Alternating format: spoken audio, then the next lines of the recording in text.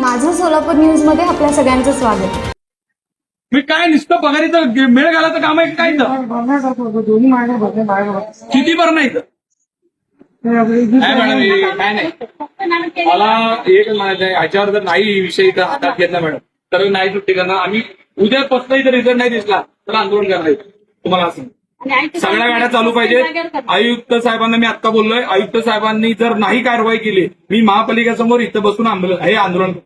मला हे सगळ्या गाड्या मॅडम हेच किती दिवसात चालू करणार? 8 दिवसाच्या आत. तुम्ही आज त्या सगळ्या गाड्या गॅरेजला घेऊन जा. नसेल तुम्हाला तर तुम्हाला होत नसेल ना तिची व्हॅल्युएशन काढून ती विकून टाका. तुम्हाला जमणार नसेल तर भंगार करून ना तिचं वाटपुळं करण्यात काय अर्थ सांग. करोडो रुपये घातले त्याला आपण गाड्या घेण्याकरता नाही ना. 2-2 वर्ष तुम्ही हलत नाही. टायर खराब, बॅटरी चुरला गेली, सामान चुरलं जाते. कोण बघतंय? ड्रायव्हरला काम किती आहे याच्यात? कॉल किती आहे? ड्रायव्हर कमी तर कॉल किती आहेत आपल्याला? कॉल जर बघितले तर एक गाडीचा 1 कॉल होत आहे. ड्रायव्हर 15 आहेत आणि 15 कॉल पण होत आहेत दिवसभरात. कुठले? अरे पण रेकॉर्ड आहे ना, रेकॉर्ड ठेवा ना किती कॉल झाले त्याचे. हा काय सगळ्यात मॅडम आहे ना विषय मोठा आहे. हा म्हणजे काय उपयोग नाही. म्हणजे आपण एवढे पैसे घालून एवढ्या आमच्या पगारावर पैसे खर्च करून जर लोकांना सुविधा मिळणार नसेल सगळे दारू पितात काही पण गोंधळ मनमानी करतात. नाही तुम्ही आमचं म्हणणं आहे इथं ही शिस्त लावा. गरिबाचे पैसे खायचे धंदे बंद झाले पाहिजे. सर्वसामान्य माणसं पिळवणूक आहे. बाहेर प्रायव्हेट अँब्युलन्स चालतात आपल्या अँब्युलन्स चालत नाहीत का? कुठं चालते? कॉल बघा ना किती आहेत. गाड्या बंद असल्यावर कुठे घेऊन जाणार? आता बंद आहे.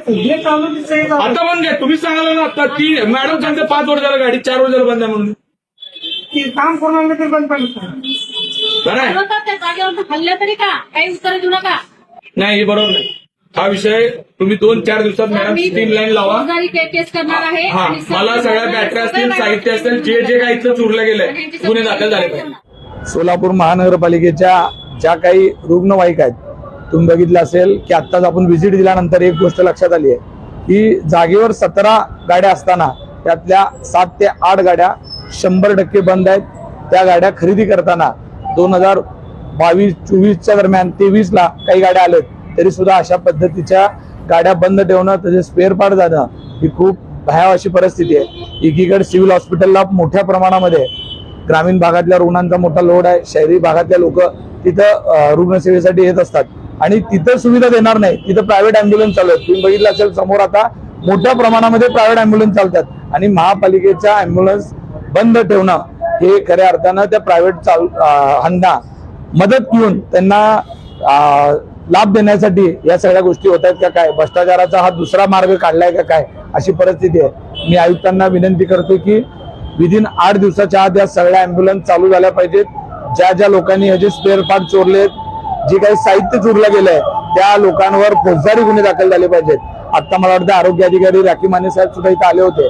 त्यांनीही सांगितलं की 8 दिवसात या सगळ्या गोष्टी आम्ही स्ट्रीमलाईन मध्ये आणतो. पण मी त्यांना विनंती करतो की जर असं झालं नाही आणि लोकांना रुग्णांना जर सेवा मिळत नसेल तर आम्हाला आंदोलन केल्याशिवाय कोणताही पर्याय नाही. आम्ही आंदोलन करू, रस्त्यावर उतरू, पण महापालिकेचं आर्थिक नुकसान होऊ देणार नाही एवढं मी सांगतो. रुग्णवाहिका चालवायला ड्रायव्हरला पैसे नाहीत असं जर असेल तर महापालिका नाही तिथं किती मोठ्या प्रमाणात उधळपट्टी करते हे आपण सगळं बघतोय. काय गरज आहे? महापालिकेची सेवा रुग्णांना नाही सेवा देणार आणि तिथं पैसे नाहीत तर ही मग आपली दुर्दैवाची गोष्ट आहे. मग आपण विकास कामं काय करणार आहोत? आपलं कर्तव्य आहे की शहरातला जो काही रुग्ण असेल, शहरातल्या जे नागरिक आहेत त्यांना पाणी, दिवाबत्ती, आरोग्य सेवा देणं हे महापालिकेचं कर्तव्य आहे. त्यामुळे महापालिकेला कुठेही या सगळ्या गोष्टींपासून पळता येणार नाही. आयुक्तांनी जर तसं वाटत असेल की रुग्णवाहिकांना द्यायला पैसे नाहीत, ड्रायव्हरला पैसे नाहीत तर स्वतःच्या गाड्या बंद कराव्यात. मग वापरायच्या पदाधिकाऱ्यांच्या गाड्या बंद कराव्यात.